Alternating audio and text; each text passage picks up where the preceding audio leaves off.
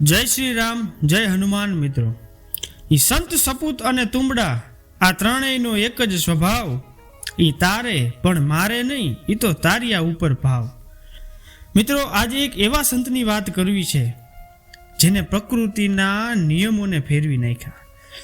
ઈ ધાંગધ્રા સ્ટેટે જેની પરીક્ષા લીધેલી, ઈ ગામ લટુડા, નાડોદા રાજપૂત સમાજના ઈ શાખા ગોહિલ, ઈ હરિરામજી હો, કે જેમના ગુરુ ઈ ગામ આદરિયાણાના સંત અખયાજી.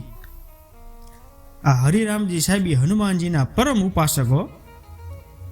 જાવું હોય જો ભવ પાર, પછી એને અણાય નહીં અભિમાન, પણ લેવું મુખે રામ નામ, પછી એની ખબરું લે હનુમાન.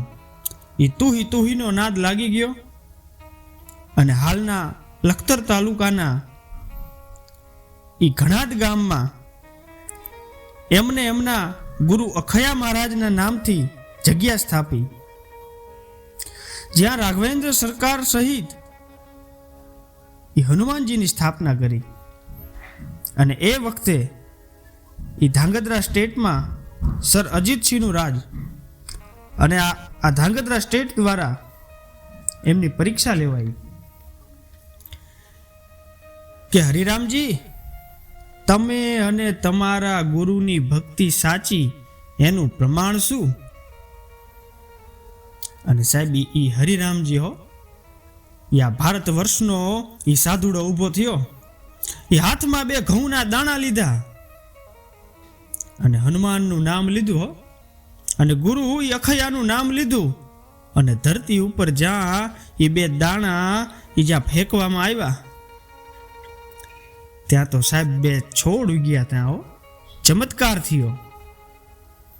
ધાંગધ્રા સ્ટેટ સાહેબ અચંબામાં પડ્યા, પણ થોડી વાર રહી બોલ્યા કે હરિરામજી, તમે 2 છોડ ઉગાડ્યા, પરંતુ એક નાનો અને બીજો મોટો આવું કેમ?